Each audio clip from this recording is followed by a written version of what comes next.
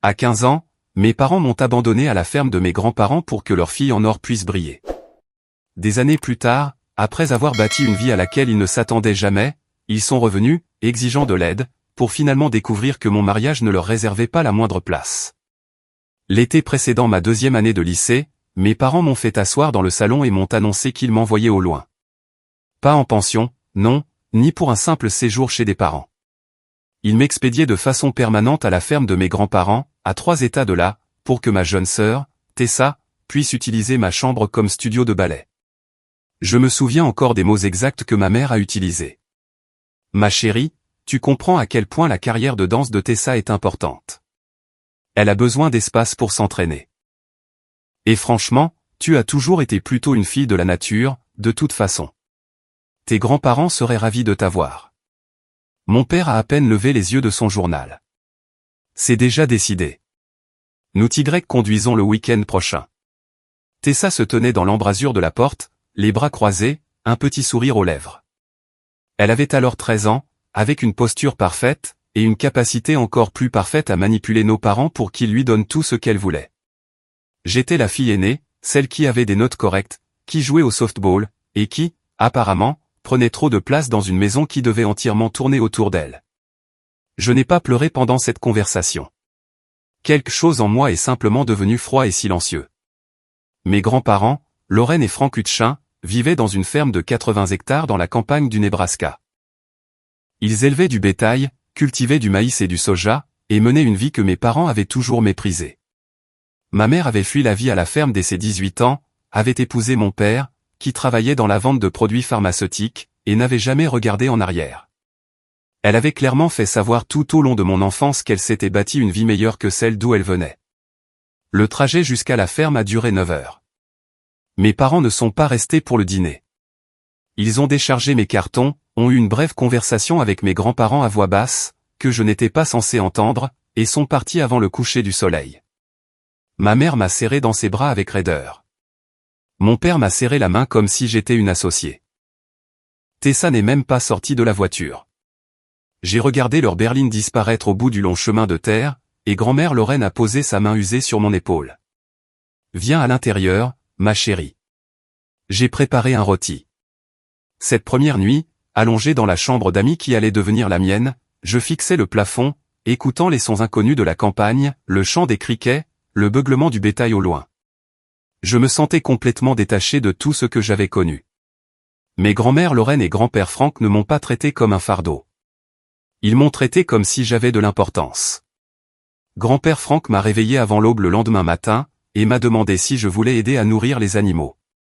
Je n'avais jamais fait de travaux agricoles de ma vie, mais j'ai enfilé les bottes que grand-mère avait préparées pour moi, et je l'ai suivi dans l'air frais du matin. Il m'a montré comment mesurer la nourriture, comment vérifier les abreuvoirs, comment me déplacer parmi le bétail sans l'effrayer. Ta mère n'a jamais aimé cette vie, a-t-il dit pendant que nous travaillions.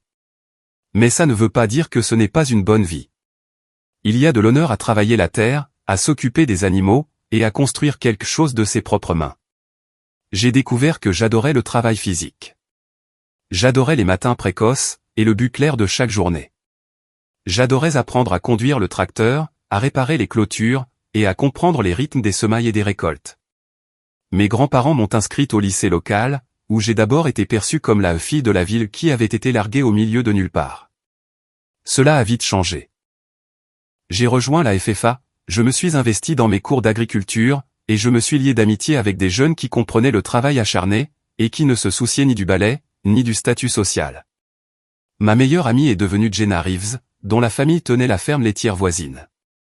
Elle m'a appris à monter à cheval correctement, et je lui ai appris le calcul pendant nos séances de révision. Mes parents appelaient peut-être une fois par mois la première année. Les conversations étaient brèves, et entièrement centrées sur les réussites de Tessa. Elle avait obtenu le rôle principal dans le spectacle de sa compagnie de danse.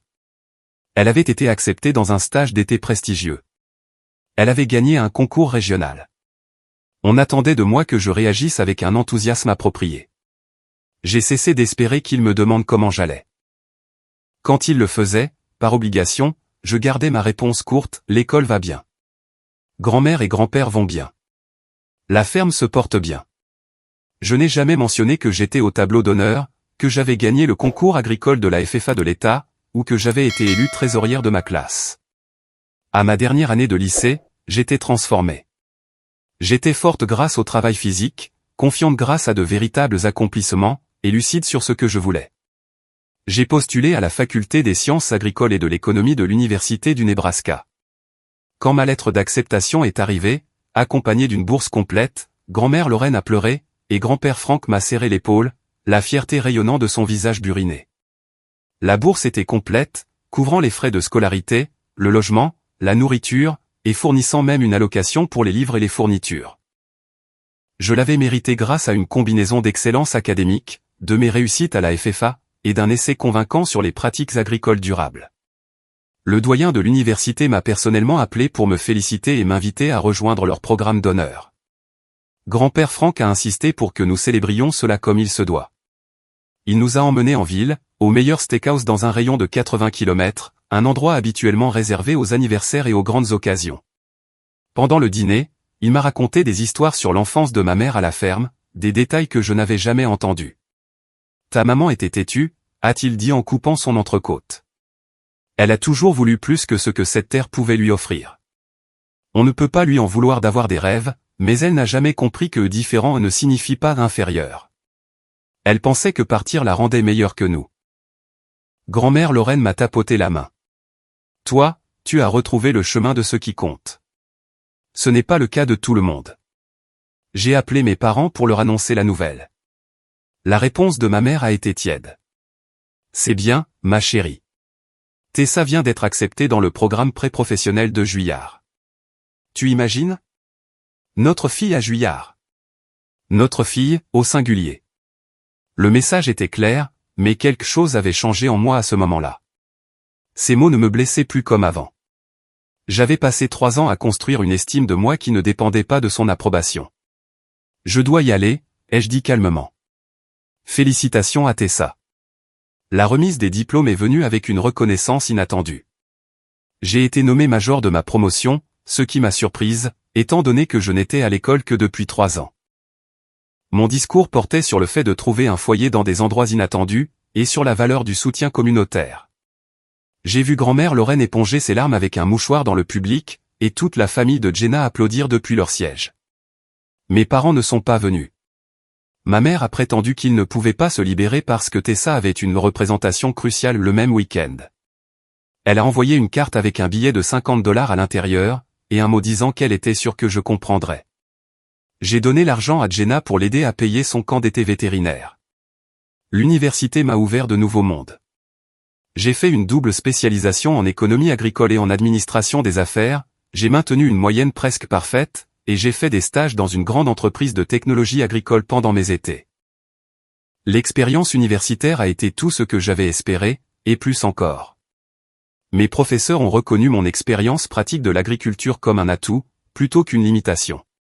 Tandis que d'autres étudiants peinaient à comprendre la logistique de la chaîne d'approvisionnement ou la tarification des matières premières en termes abstraits, je pouvais visualiser exactement comment ces concepts se manifestaient dans des opérations réelles. Pendant ma 2e année, j'ai décroché un stage chez Midwest Agritech, l'une des principales entreprises de technologie agricole de la région. On m'a affecté à l'équipe des relations clients, où j'aidais les agriculteurs à intégrer de nouveaux outils d'agriculture de précision dans leurs exploitations existantes. L'expérience a été révélatrice d'une manière que je n'avais pas anticipée. Beaucoup des agriculteurs avec qui nous travaillons se méfiaient de la technologie, la considérant comme trop compliquée et trop chère. On leur avait vendu par le passé du matériel qui ne tenait pas ses promesses, ou qui était trop complexe pour une utilisation pratique. Mon expérience est devenue inestimable ici. Je pouvais parler leur langue, comprendre leurs préoccupations, et faire le pont entre les ingénieurs qui concevaient la technologie et les agriculteurs qui devaient l'utiliser. Ma superviseure, Patricia Wolf, m'a prise à part après une réunion client particulièrement réussie. Tu as un don pour ça, a-t-elle dit. Tu comprends les 2 mondes. C'est rare et précieux. Elle est devenue une sorte de mentor informel, m'apprenant le côté commercial de la technologie agricole et m'encourageant à penser au-delà d'un simple rôle d'employé. Tu pourrais créer ta propre entreprise un jour, a-t-elle suggéré.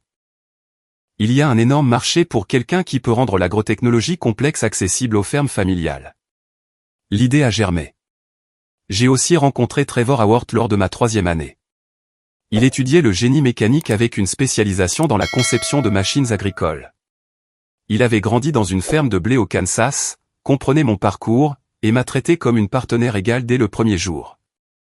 Nous nous sommes rencontrés à la bibliothèque de l'université pendant la semaine des examens. J'étais plongé dans des manuels d'économie agricole quand quelqu'un s'est raclé la gorge près de moi. J'ai levé les yeux et j'ai vu un grand gaillard aux cheveux décolorés par le soleil et aux yeux honnêtes, tenant un manuel de génie mécanique. « Désolé de vous déranger », a-t-il dit, mais je n'ai pas pu m'empêcher de remarquer vos notes sur l'économie de la rotation des cultures.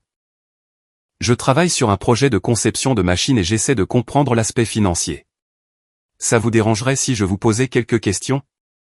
Nous avons fini par parler pendant 3 heures. La conversation est passée de l'économie des cultures à l'efficacité des équipements, puis à nos enfances respectives dans des fermes en activité. Il m'a parlé de l'exploitation de blé de sa famille et des défis auxquels ils étaient confrontés avec du matériel vieillissant et des marges bénéficiaires serrées. Je lui ai parlé de l'exploitation de bétail et de culture de mes grands-parents, et de la façon dont j'avais appris à voir l'agriculture à la fois comme un art et une science. La plupart des gens que je rencontre ici ne comprennent pas, a dit Trevor alors que la bibliothèque s'apprêtait à fermer. Ils pensent que l'agriculture est soit romantique, soit arriérée, mais ils ne comprennent pas que c'est en fait incroyablement complexe et que ça demande une résolution de problèmes constante. Exactement, ai-je dit, me sentant comprise d'une manière que je ressentais rarement en dehors de mes cours de sciences agricoles.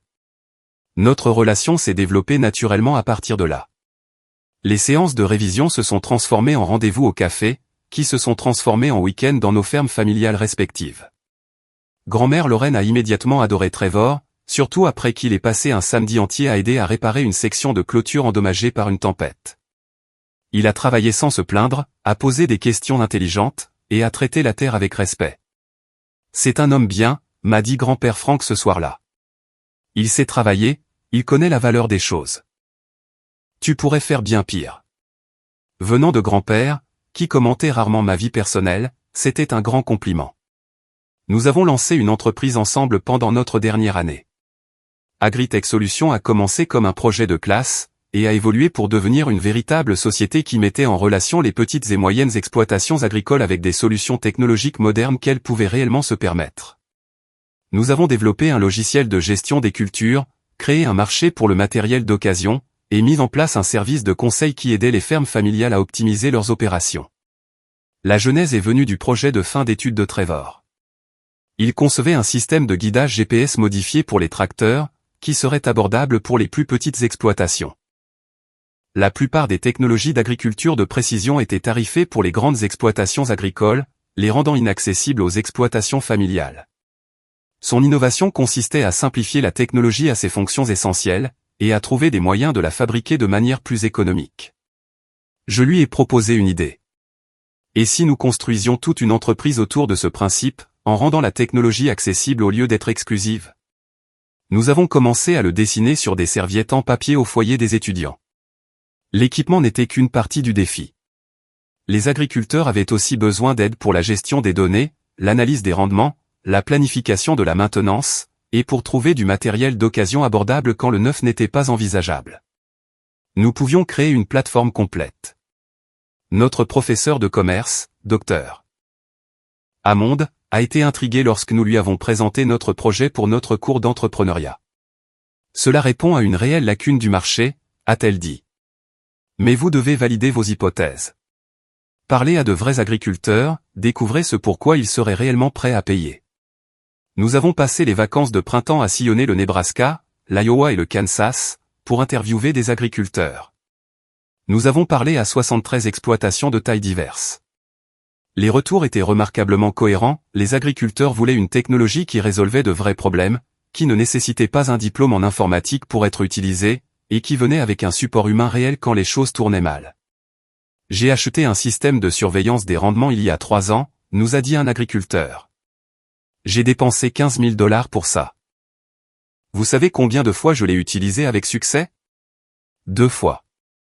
Je n'arrive pas à comprendre l'interface, et le support technique de l'entreprise est inutile. Maintenant, c'est juste un poids mort coûteux sur mon équipement. Ces conversations ont façonné notre modèle économique. Nous nous sommes concentrés sur des solutions conviviales, avons fourni une formation et un soutien pratique, et avons créé une communauté où les agriculteurs pouvaient s'entraider. Nos revenus proviendraient des abonnements au logiciel, des commissions sur le marché du matériel, et des frais de conseil, tous tarifés pour être accessibles. Nous avons lancé Agritech Solutions 3 mois avant d'obtenir notre diplôme, avec un site web simple et 5 clients pilotes, dont l'exploitation laitière de la famille de Jenna. La réponse a dépassé nos attentes. En 6 mois, nous avions 30 clients. En 1 an, nous avons embauché 3 employés et avons quitté le garage de Trevor pour de vrais bureaux. L'entreprise a décollé plus vite que prévu. Au moment où nous avons obtenu notre diplôme, nous avions 50 fermes clientes et avions obtenu un financement de démarrage d'une société d'investissement agricole. À 25 ans, nous avions 300 clients dans 12 États, et un chiffre d'affaires annuel dépassant les 2 millions de dollars. À 28 ans, nous avions fait l'objet d'un article dans AgriNews, notre équipe était passée à 30 employés, et nous étions courtisés par de grandes entreprises agricoles pour une éventuelle acquisition. Le succès semblait parfois irréel. Trevor et moi nous regardions pendant les réunions du conseil d'administration avec les investisseurs, ou les sessions de stratégie avec notre équipe de direction, et je voyais la même incrédulité dans ses yeux. Nous étions des enfants de ferme familiale qui avions bâti quelque chose d'important. Mais le succès a aussi apporté la visibilité. Notre histoire a été reprise par des publications économiques et des revues spécialisées dans l'agriculture. Les chaînes de télévision locales ont fait des reportages sur nous. Nous avons été invités à prendre la parole lors de conférences agricoles et de programmes d'entrepreneuriat universitaire. Et finalement, inévitablement, mes parents l'ont remarqué. Le premier signe a été un texto de tante Rosemary. Ta mère t'a vu dans cet article d'AgriNews. Elle raconte à tout le monde dans son club de lecture que sa fille dirige une entreprise de plusieurs millions de dollars. Je pensais que tu devrais le savoir. J'ai ressenti une vague d'émotions compliquées, la colère qu'elle s'attribue le mérite d'un succès auquel elle n'avait pas participé, l'amertume que maintenant, soudainement, je valais la peine qu'on se vante de moi, mais aussi une sombre satisfaction qu'elle doive observer de loin comment je construisais quelque chose sans elle. Trevor m'a demandé en mariage dans la même ferme où j'avais passé mes années de lycée. Grand-père Frank était décédé d'une crise cardiaque 2 ans plus tôt, et grand-mère Lorraine travaillait toujours la terre, avec l'aide d'ouvriers agricoles et de fermiers voisins. Trevor a posé un genou à terre dans la même grange où grand-père m'avait appris à donner le biberon à un veau, et j'ai dit oui en larmes. Il avait tout planifié méticuleusement. Grand-mère Lorraine était dans le coup, bien sûr, ainsi que Jenna et plusieurs de nos amis proches. Il s'était caché dans le fenil, regardant Trevor m'entraîner dans la grange sous prétexte de vérifier une vache qu'il prétendait agir étrangement. La grange était transformée. Des guirlandes lumineuses pendaient des chevrons, projetant une lueur chaleureuse. Des photos de nous tout au long de notre relation étaient exposées sur des bottes de foin, entrecoupées de photos de nos 2 fermes familiales. Au centre de l'espace, là où grand-père m'avait autrefois appris la bonne façon d'empiler les sacs de nourriture, Trevor avait créé une petite clairière avec des fleurs sauvages et des bocaux maçonnes. C'est ici que tu es devenu qui tu es, a dit Trevor en me prenant les mains. Ton grand-père t'a enseigné ici. Tu as appris à être forte ici. Tu as découvert ton chemin ici. Cela semblait être le bon endroit pour te demander de parcourir le reste de ce chemin avec moi.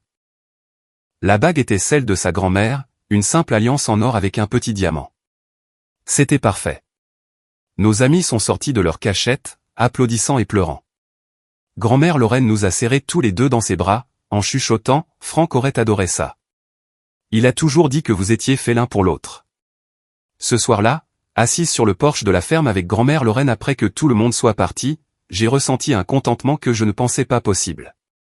Tout ce que j'appréciais, tout ce que j'avais bâti, avait grandi à partir des graines plantées en ce lieu. Tu vas inviter tes parents ? A demandé grand-mère doucement. Je ne sais pas, ai-je admis. Une partie de moi veut être la plus intelligente, mais une autre partie de moi ne veut pas qu'ils soient là, à prendre une place qu'ils n'ont pas méritée. Elle s'est balancée sur sa chaise un moment.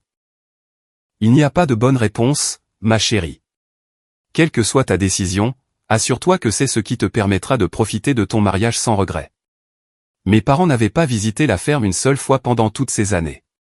Ils étaient venus à ma remise de diplôme universitaire parce que je les avais spécifiquement invités, mais ils étaient partis immédiatement après la cérémonie. Ils n'avaient jamais rencontré Trevor, malgré nos 5 ans de relation. Ils appelaient pour mon anniversaire et pour Noël, de brèves conversations où ils me mettaient au courant de la progression de la carrière de Tessa, et posaient des questions superficielles sur ma vie, sans vraiment écouter les réponses. Tessa avait dansé professionnellement pendant plusieurs années avec une compagnie de ballet contemporain à Chicago. Selon mes parents, elle était brillante, destinée à la grandeur, la fierté de leur vie. Ils avaient dépensé leurs économies de retraite pour soutenir sa carrière, finançant ses frais de subsistance dans des villes chères, payant des cours privés et de la kinésithérapie. J'avais appris la plupart de ces choses par la sœur de ma mère, tante Rosemary, qui avait gardé le contact avec moi pendant tout ce temps. Elle avait visité la ferme plusieurs fois, assisté à ma fête de remise de diplôme, et avait été honnête sur la situation financière de mes parents. Ils ont tout misé sur Tessa, m'a-t-elle dit autour d'un café lors d'une de ses visites. Ta mère ne l'admettra pas, mais ils ont des difficultés. Ton père prévoit de travailler jusqu'à 70 ans, parce qu'il n'y a rien d'économisé pour la retraite. J'ai ressenti un mélange complexe d'émotions en entendant cela. Pas tout à fait de la satisfaction, mais pas de la sympathie non plus, juste une reconnaissance distante que les choix ont des conséquences. Trevor et moi avons planifié notre mariage pour octobre, après la saison des récoltes. Nous avons loué un lieu magnifique dans une ferme restaurée, à environ 65 km de chez grand-mère Lorraine. Nous avons invité 200 personnes, des amis du lycée et de l'université, des partenaires commerciaux, des familles d'agriculteurs avec qui nous avions travaillé, la famille élargie de Trevor, et la communauté qui avait réellement été présente dans ma vie. J'ai débattu pendant des semaines de la question d'inviter ou non mes parents. Trevor m'a laissé la décision entière, me soutenant quel que soit mon choix. Grand-mère Lorraine, dans sa sagesse tranquille, a simplement dit « Tu sauras ce qui te semble juste dans ton cœur ». 3 mois avant le mariage, ma mère a appelé. C'était assez inhabituel pour me mettre en alerte immédiatement. « Ma chérie, j'ai une nouvelle difficile à t'annoncer », a-t-elle commencé. Tessa s'est blessée au genou. C'est assez grave. Elle a été opérée, mais la convalescence est longue, et sa compagnie l'a licenciée. Elle est revenue vivre à la maison avec nous. J'ai fait des bruits de sympathie appropriés, tout en ne ressentant absolument rien. Ma mère a continué, les frais médicaux ont été considérables, et nous avons dû l'aider avec ses frais de subsistance. Ton père parle de vendre la maison et de déménager dans plus petit. Nous sommes dans une situation difficile. J'ai attendu. Je savais où cela menait. Nous comprenons que tu as très bien réussi. Ta tante Rosemary a mentionné que tu avais une sorte d'entreprise. Nous espérions que tu pourrais peut-être aider ta sœur pendant cette période difficile. Peut-être couvrir une partie de ses frais médicaux, ou l'aider à se remettre sur pied. Et voilà. Après 13 ans de contact minime, après m'avoir envoyé au loin et oublié que j'existais, il voulait mon argent. J'y réfléchirai, ai-je dit d'un ton neutre. Je dois y aller, maman. J'ai une réunion. Bien sûr, ma chérie. Mais s'il te plaît, réfléchis-y sérieusement. La famille s'entraide.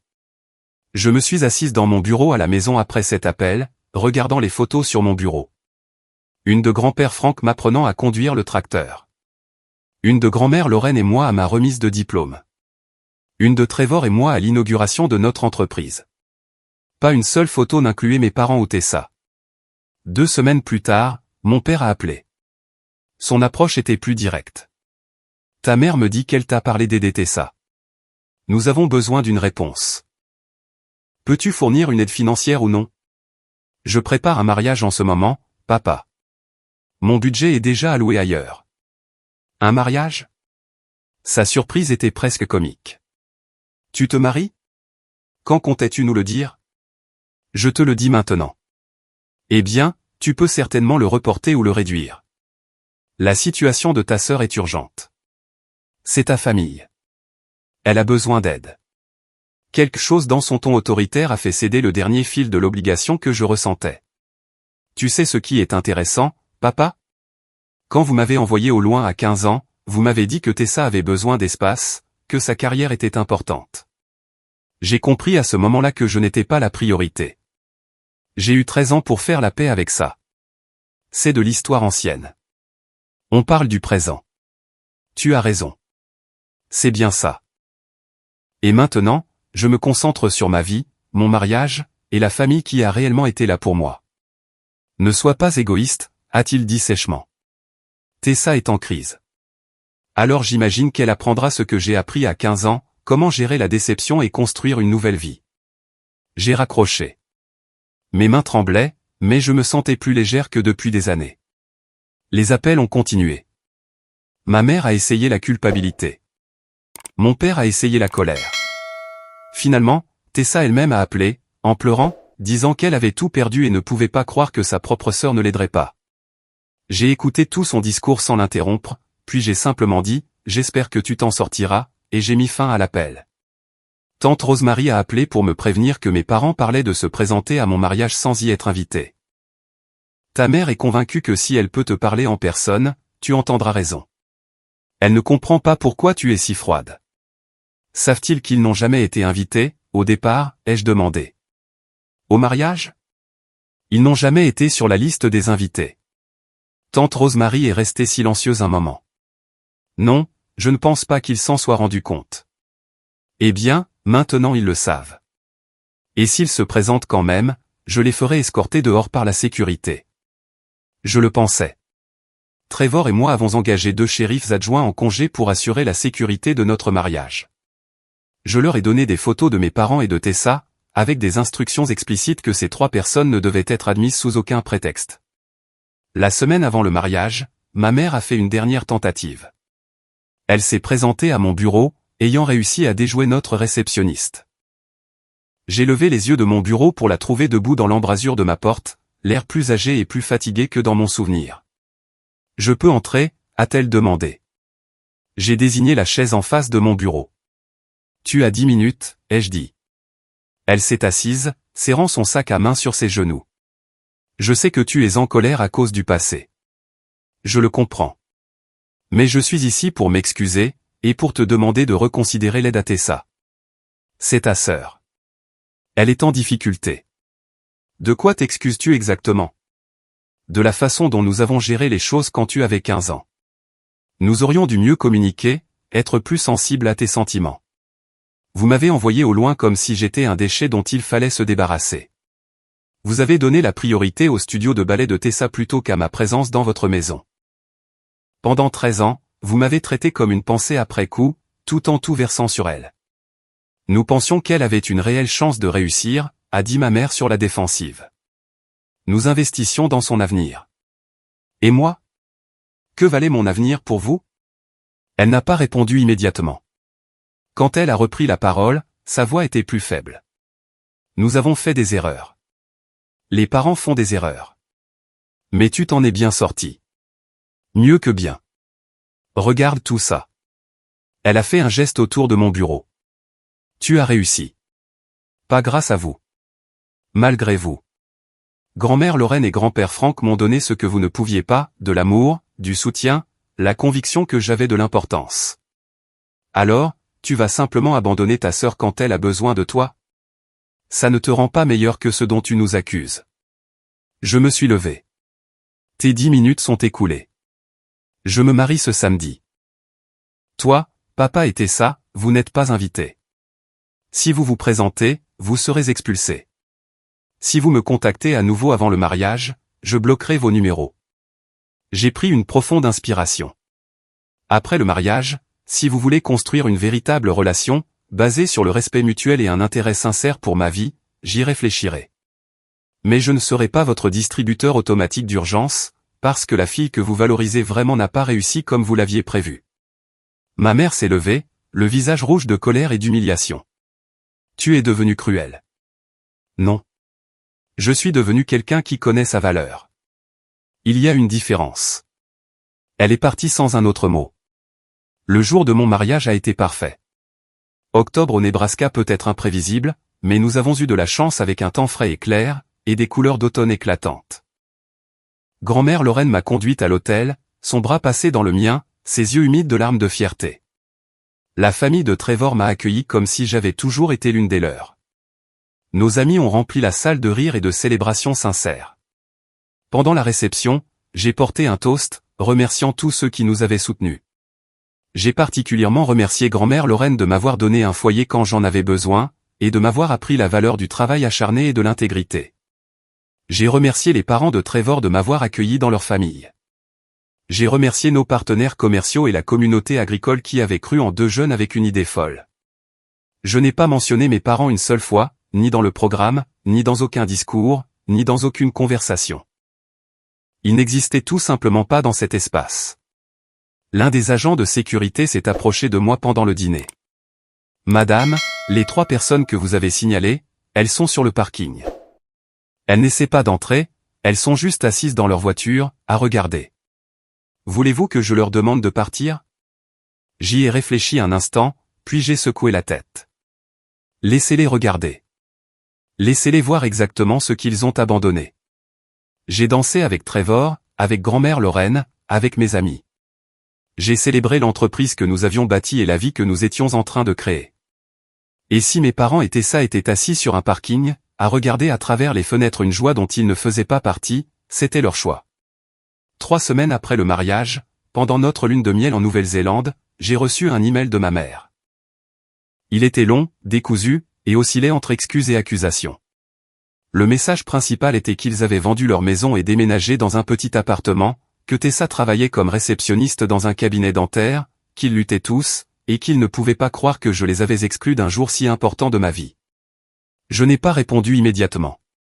Trevor et moi en avons discuté lors d'une randonnée à travers des paysages magnifiques, et il m'a demandé quel résultat je voulais réellement. Je ne veux pas qu'ils souffrent, ai-je admis, mais je ne veux pas non plus les sauver des conséquences qu'ils ont créées. Et je ne veux absolument pas d'une relation basée sur l'obligation ou la culpabilité. Alors dis-le leur, a-t-il simplement dit. À notre retour, j'ai envoyé un seul email à mes parents, en mettant Tessa en copie. J'ai bien reçu votre message, ai-je écrit. Je comprends que vous rencontrez des difficultés, et j'en suis désolé. Cependant, je ne suis pas disposé à fournir une aide financière. Pendant 13 ans, vous avez clairement montré par vos actions que je n'étais pas une priorité dans vos vies. Vous avez tout investi dans les rêves de Tessa, tout en me traitant comme une personne superflue. J'ai bâti mon succès avec l'aide de personnes qui se souciaient réellement de moi, et je ne m'excuserai pas de ne pas le partager avec des personnes qui ne se sont manifestées que lorsqu'elles avaient besoin de quelque chose. Si vous voulez une relation à l'avenir, elle doit être sincère. Cela signifie des contacts réguliers, un intérêt réel pour ma vie, la reconnaissance du passé, et aucune attente d'aide financière. Je suis ouverte à reconstruire quelque chose de réel, mais cela demandera du temps et des efforts de votre part à tous. Le choix vous appartient. J'ai reçu 3 réponses très différentes. Mon père a envoyé une réponse sèche, disant que j'étais vindicative et rancunière, et que je le regretterais quand il ne serait plus là. Tessa a envoyé un message de colère, me traitant d'égoïste et d'amère, disant que je la punissais d'être talentueuse et brillante. Ma mère a envoyé un email plus long, qui était en fait assez réfléchi. Elle reconnaissait qu'ils avaient donné la priorité à Tessa, admettait qu'ils m'avaient tenue pour acquise, et disait qu'elle voulait essayer de construire une meilleure relation, même si elle ne savait pas comment. Je n'ai répondu qu'à ma mère. Commencez par appeler une fois par semaine, juste pour parler, pas pour demander quoi que ce soit. Parlez-moi de votre vie. Posez des questions sur la mienne. Voyons si nous pouvons construire quelque chose à partir de là. Elle a appelé. Les premières conversations ont été gênantes et superficielles. Mais lentement, au fil des mois, quelque chose a changé. Elle a commencé à poser de vraies questions sur mon entreprise, sur Trevor, sur ma vie à la ferme. Elle a parlé de ses regrets, de la façon dont elle s'était tellement concentrée sur le succès de Tessa parce qu'elle n'avait jamais réalisé ses propres rêves, et avait voulu cette victoire par procuration. Je vois maintenant que j'ai détruit la confiance d'une de mes filles en essayant de réaliser les rêves de l'autre, a-t-elle dit lors d'une conversation. Et au final, je vous ai toutes les deux laissé tomber. La santé de grand-mère Lorraine a commencé à décliner au printemps suivant. On lui avait diagnostiqué une insuffisance cardiaque congestive, et nous savions tous que le temps était compté. J'ai passé autant de temps que possible à la ferme, Trevor à mes côtés, aidant à gérer les choses et simplement étant présent. Ma mère a demandé si elle pouvait venir. J'ai hésité, j'en ai discuté avec grand-mère Lorraine, et j'ai accepté. Ma mère est venue seule, mon père et Tessa ayant décliné le voyage. Je l'ai regardé traverser la ferme où sa propre mère se mourait lentement, l'ai vu toucher des objets familiers et regarder de vieilles photos. Elle a passé un après-midi assise avec grand-mère Lorraine, les deux parlant en privé. Je n'ai jamais demandé de quoi elles avaient discuté. Avant de partir, ma mère m'a serré dans ses bras correctement pour la première fois en plus d'une décennie. « Je suis fière de toi », a-t-elle dit doucement. « J'aurais dû te le dire il y a longtemps.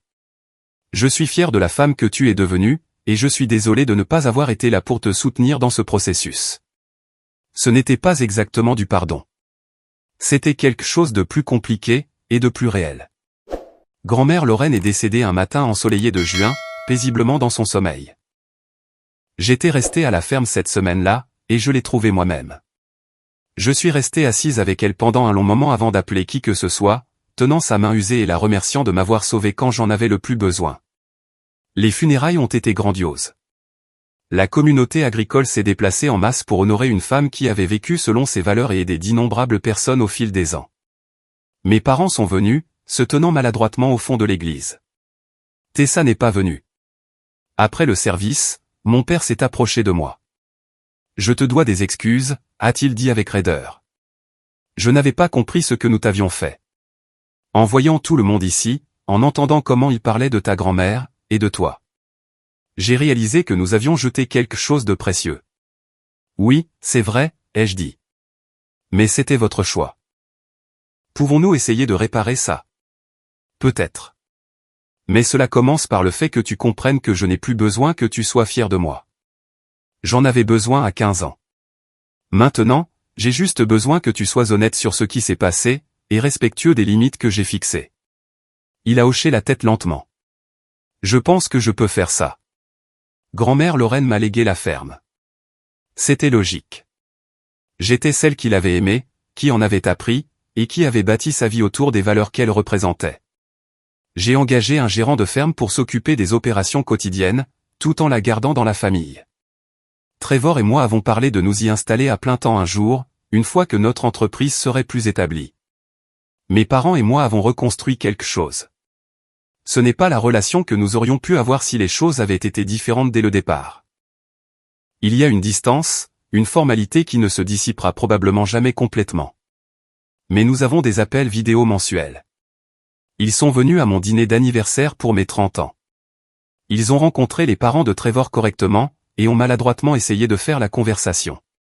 Tessa et moi n'avons aucune relation. Elle ne s'est jamais excusée d'avoir profité de mon exil, ou de s'attendre à ce que je la sauve quand les choses ont mal tourné.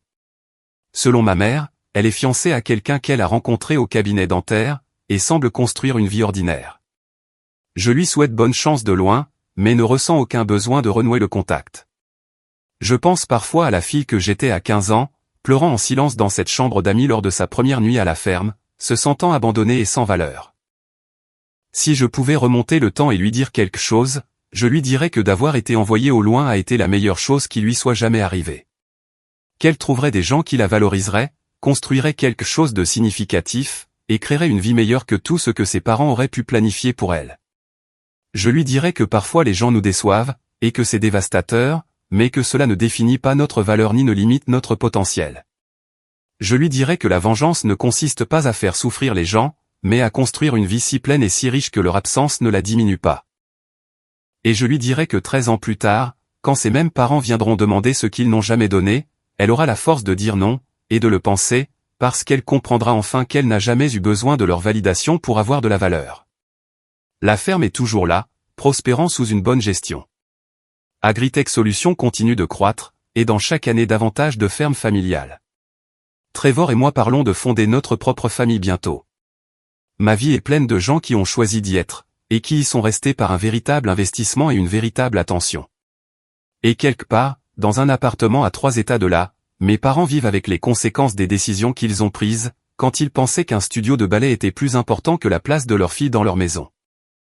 Ils travaillent à reconstruire les ponts qu'ils ont brûlés, et je laisse ce processus se dérouler à un rythme qui me protège. Mais ils n'étaient pas à mon mariage. Ils ne m'ont pas conduite à l'autel, n'ont pas porté de toast à mon bonheur, et n'ont pas célébré le plus grand jour de ma vie.